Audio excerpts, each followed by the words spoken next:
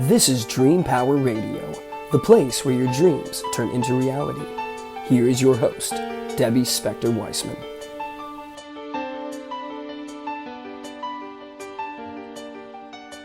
Hello, hello, hello, and welcome to Dream Power Radio on the amazing Women and Men of Power Network, the world's leading positive programming network powered by Raven International. I'm your host, Debbie Spector-Weissman, the Dream Coach. This is the show where we talk about dreams, both daytime and nighttime dreams, and how you can use them to make the internal shift to a life you love. And as always, I'm here to help you understand your dreams. So if you've got a dream that's got you stumped, email me at debbie@dreampowerradio.com. I can help you interpret your dream or answer any general questions you may have about dreams. So again, you can email me at debbie@dreampowerradio.com. Well, I was looking around my Facebook feed the other day and came across something that sounded interesting to me, something called the Book of Dreams. Well, anything about dreams is going to pique my curiosity. And I was pleased to discover that it was created by two old and dear friends of mine, Iva Margaret Dundas and Emily Grieves. Before I bring them on, I'd like to tell you a bit about them. Iva is a photographer and filmmaker. She's the producer, writer, director of The Road to Qero, A Journey Home, a documentary film about the Qero ceremonies in Peru and healing for ourselves and the earth. Emily is an artist, drawing inspiration from the celebrations and mysteries of life.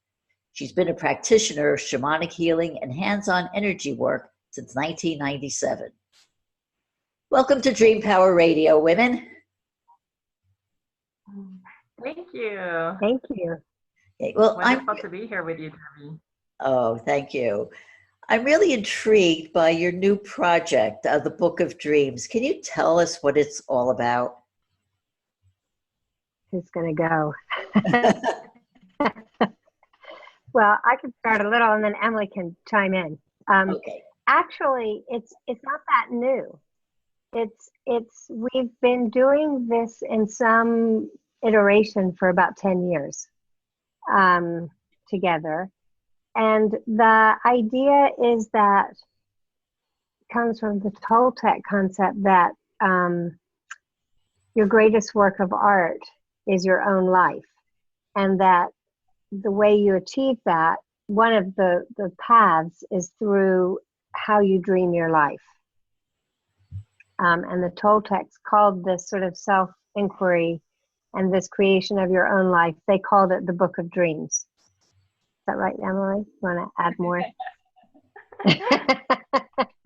Yeah, as Iva mentions, we've been working together for about 10 years in this inquiry of how we can use our own innate creative capacity to direct us on a path during the course of our life to live a better life, to live a life of intention, to live a life of clarity, and to live a life that's always bringing us into connection with our own hearts and with all that is, something greater than ourselves that in many traditions is actually called creator.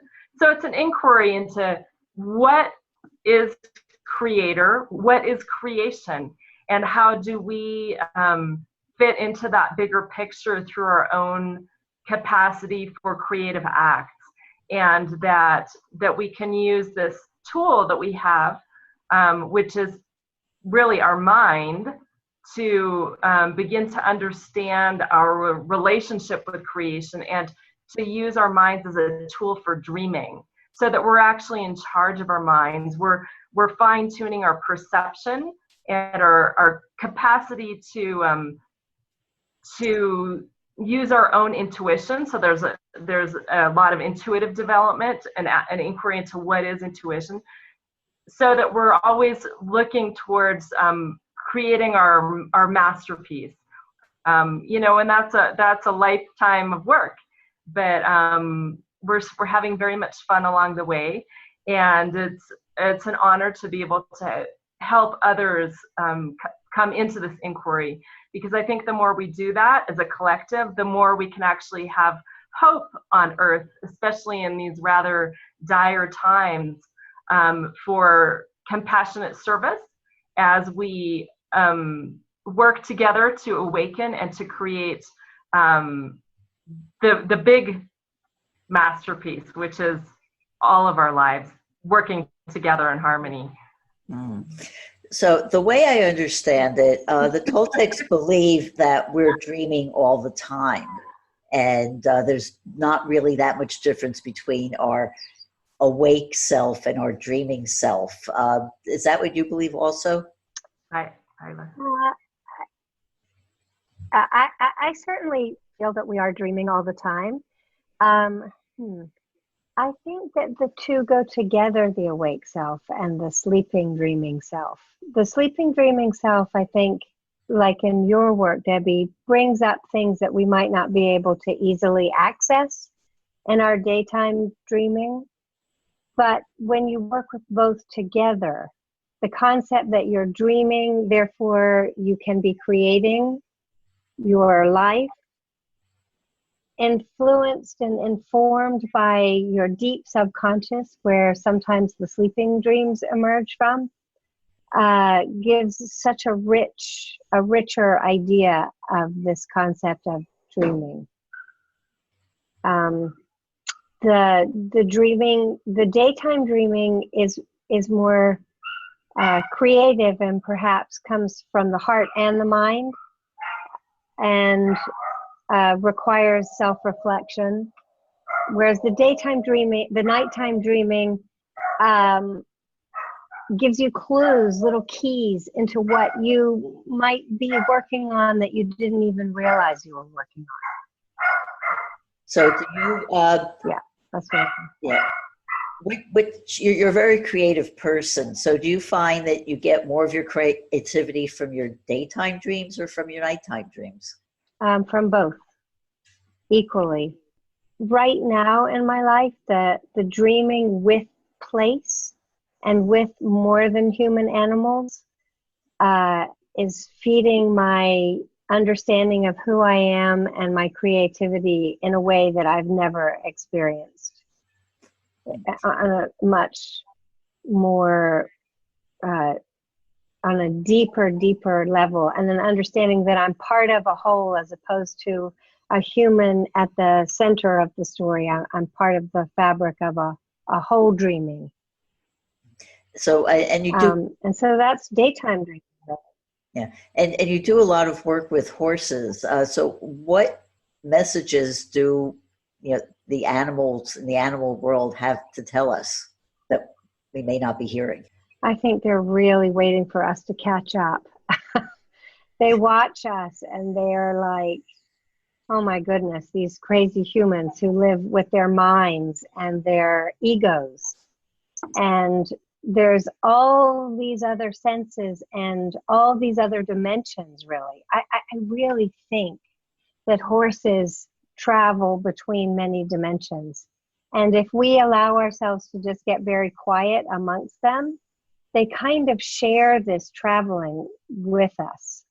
I don't really know how to articulate what that exactly looks like or means, but it's a very powerful, creative, and heart-developing method for enhancing your life or changing your life or growing your life. Okay. I'm going to direct this question to you, Emily. As an artist, how has your focusing on dreaming affected your art? Radically. I began over the years, I've been working on ways, and specifically working with Iva around what we call shamanic creativity to begin with, but trying to find a way to merge creative work, painting and artwork, and in my case, visual art, with healing, energy healing of the self. And I discovered a number of years ago now, a teacher, Shiloh Sophia, who introduced me to this method called intentional creativity. And I ended up studying with her and becoming certified as a teacher in that method.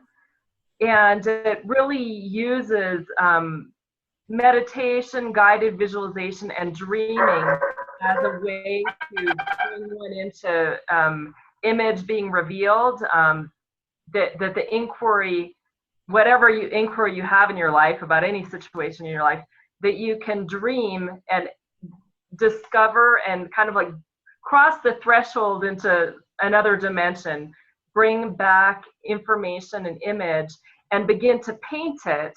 And that then seeing that information portrayed visually gives you more access to deeper places within yourself. So it's this cyclical way of accessing information that's really based in dreaming. And so it's changed my own life. I mean, the healing has been really, really deep, and it's changed my even my style of artwork. It's deepened the energy of it, and it's given me a way to begin to work with other people to share this path. And so that's part of what we include in our work in Book of Dreams, is this intentional creativity to begin with an inquiry, and to move through a process of dreaming and drawing, collaging, bringing it into visual form as a way to perceive more deeply the information coming forward. And it's kind of this dance, this beautiful dance begins to happen where people start discovering what lies beyond that portal, what lies in the realm of the great creation, and they begin to see it reflected as if looking into a mirror. And so it's affected me really profoundly, this notion of dreaming and creating as being really like 2 feet on the same path as a way to move forward. So.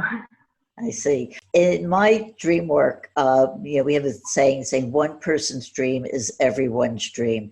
So in this group that you've developed, talking about the Book of Dreams, is the concept there also to have one person's dream become everyone's, and the things that everybody contributes adds to the whole to create a new whole? Yes and no. I think part of what we're in search of is our own unique vocabulary or lexicon of symbols that we identify as we move through life, as if it were, almost like a shamanic journey, that we all have certain symbols that really speak uniquely to us.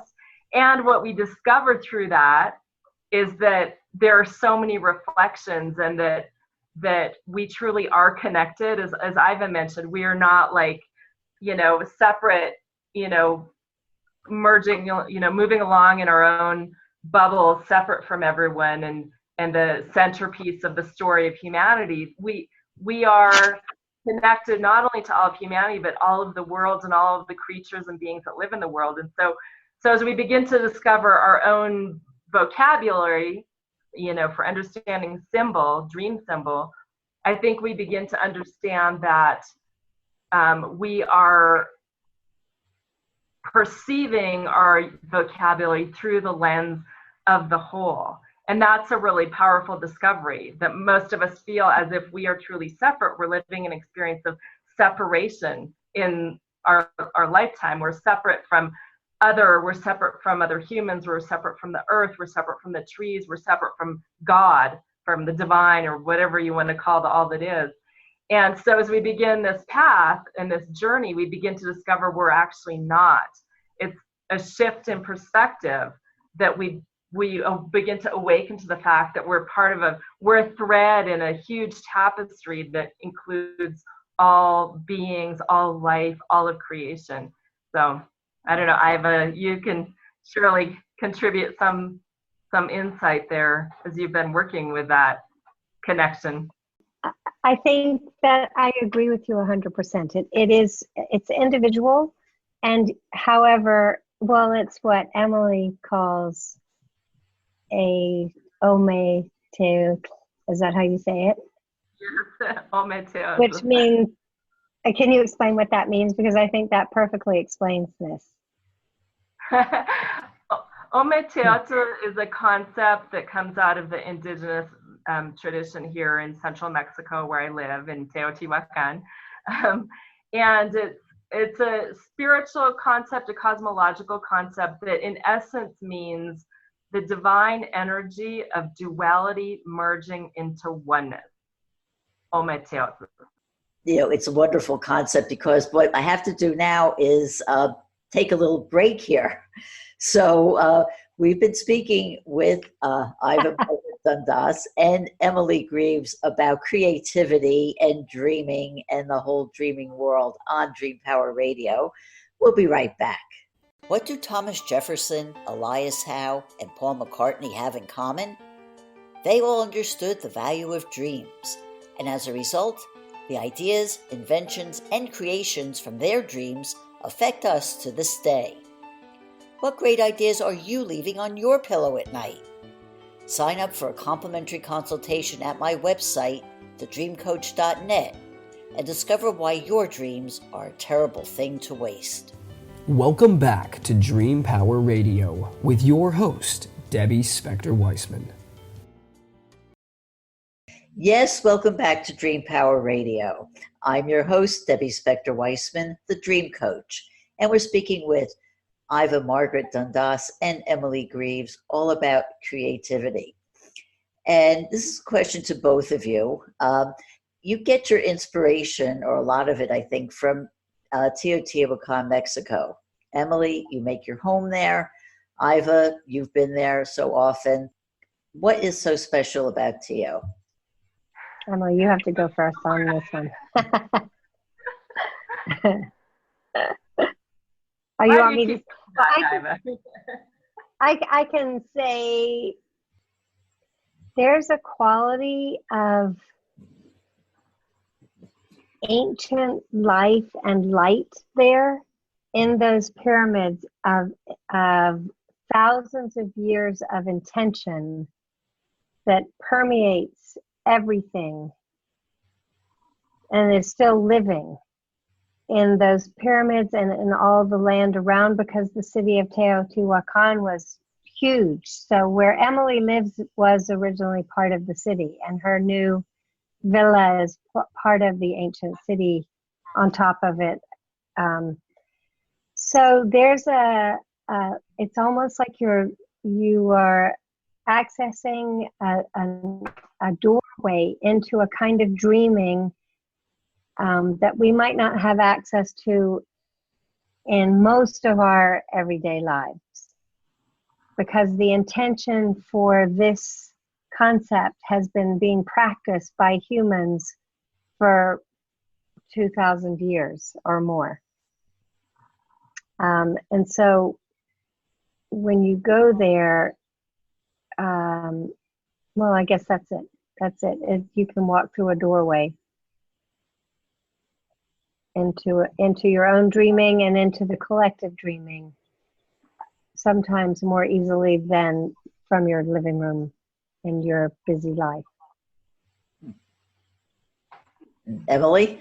Yeah, I think that's what's special to me about Teotihuacan is that the city was built with such intention, and that intention was to be in constant connection to the divine.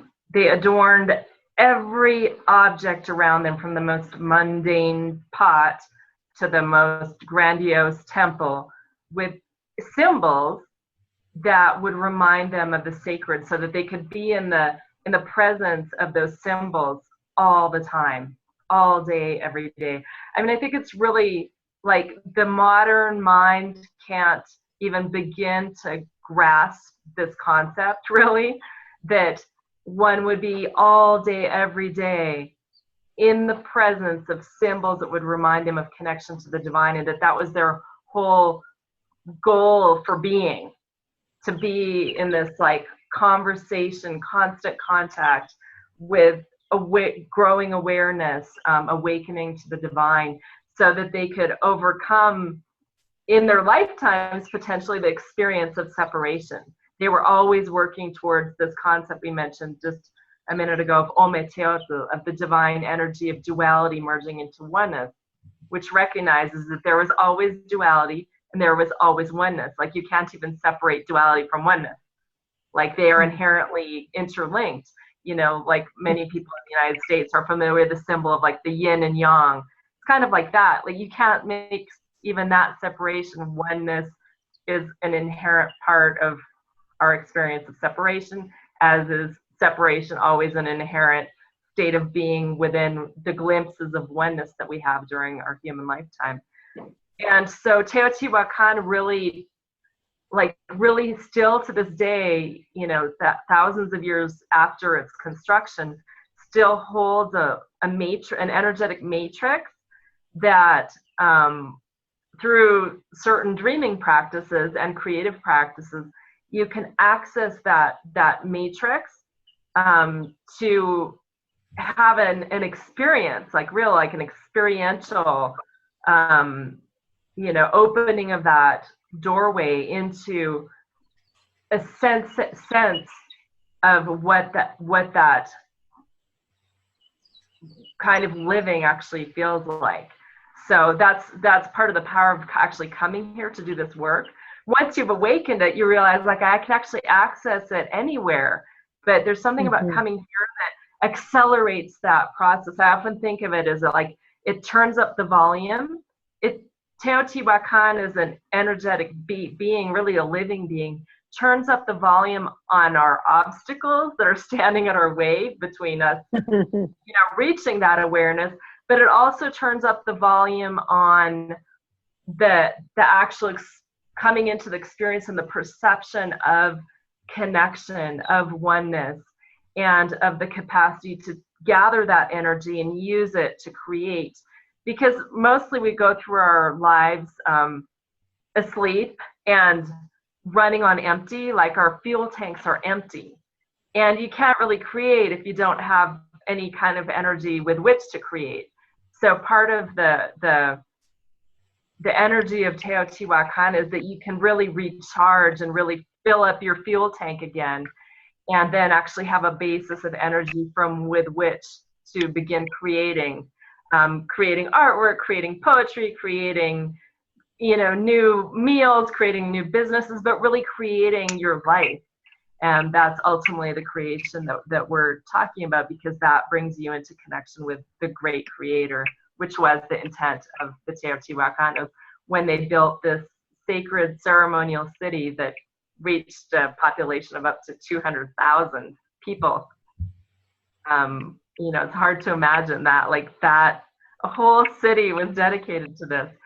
So it's a blessing, you know, for me to be able to live here, and, you know, for people to be able to continue visiting and touching into that possibility that still is vibrating in the very stones of the place. So yeah, I wanted to echo that, because I've only been there once, and I would love to get back there, but we're all energetic beings, and the thing about being there is that you literally can feel the energy.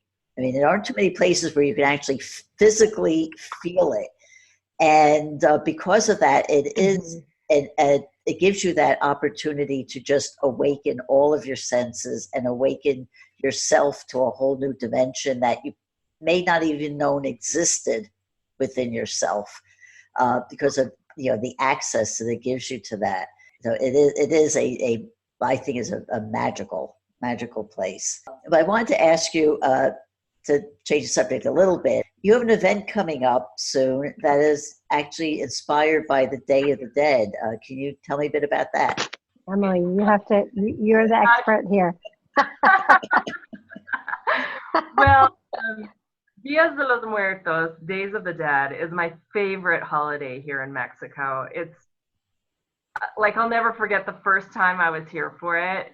It just is the most colorful, aromatic, light-filled celebration of life, and a time of, you know, portals opening and a sense of the ancestors returning to be honored.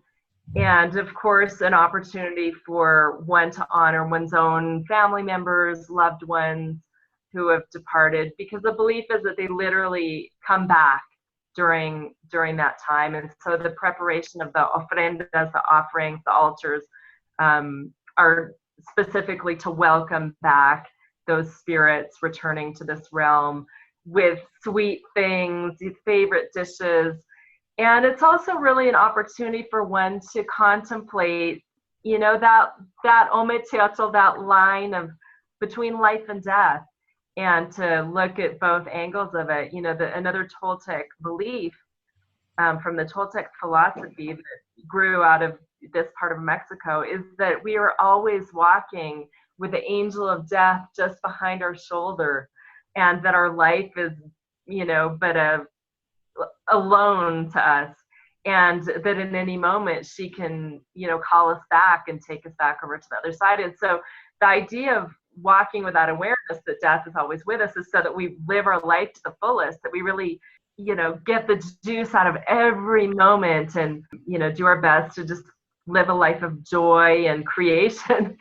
And so to celebrate the opening of my new creativity retreat center here in Teotihuacan, Via Las Campanas, Iva and I had this idea. We'd been doing Book of Dreams retreats in the spring, and we're like, well, why don't we celebrate the most creative, dream of the year, which is Dia de los Muertos? And so we're really, really excited to be able to, invite people down to explore Book of Dreams with us during these particular dates, where we'll be participating in the village festivities, which include an amazing procession around the village with these giant skeleton puppets and, altars. We'll create our own altar. It's just filled with candlelight and copal incense smoke and the scent of fresh fruit like guavas that are on the altar. And we'll also be visiting Frida Kahlo's house, the Casa Azul Museum in Mexico City, and exploring Frida Kahlo as a person important in this idea of intentional creativity. Creativity is a way for healing, and also just her own walk along that line between life and death. She herself was a huge fan of this particular holiday, and so we wanted to incorporate in one of these great Mexican, almost like icon, I would say icon.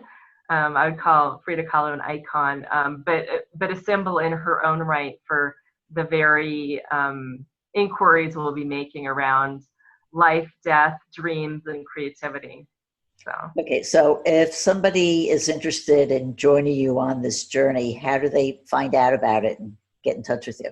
They can contact either Iva or I on Facebook, or probably the easiest way is to go to my website, where all the information is. And my website is emilykgreevesart.com, and all the information is on there. And maybe you can do us the favor of sharing the information and the flyer for the journey, Debbie.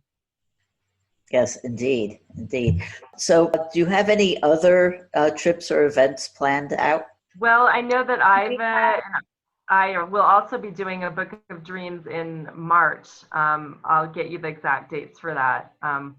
We're so excited about Days of the Dead that we haven't made our flyers yet, but we do have dates for the March one, so we can get that. And Iva, I think you've got some other things going on as well, right? Well, I'm actually just dreaming up this concept called Dreaming Horse Ranch that came to me when I was in Teotihuacan.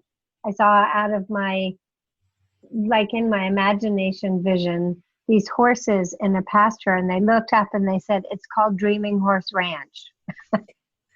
And so that I've been dreaming that. And I think eventually we will, after we get Emily's villa, she's doing another retreat before the Book of Dreams fairly soon, correct? Yeah, the first journey will be September 1st through the 7th, a journey called Reliquary, a container for the sacred, which will really be like an activation of the light, connecting to the light of Teotihuacan, and really activating the grounds that will then be have the benefit of working in when we come for Book of Dreams. So yeah, if anyone wants to come on early on, please feel free to. It all sounds divine and dreamy. Well, thank you so much, Iva and Emily, for sharing your wisdom and your creativity with us today. We've been speaking with artists and healers, Iva Margaret Dundas and Emily Grieves. I hope you've enjoyed today's program. Until next time, this is Debbie Spector-Weissman saying, sweet dreams, everybody. You've been listening to Dream Power Radio with your host, Debbie Spector-Weissman. For more information on Debbie or to sign up for her newsletter, go to dreampowerradio.com. This has been Dream Power Radio on the amazing Women and Men of Power Network, the world's leading positive programming network, powered by Raven International.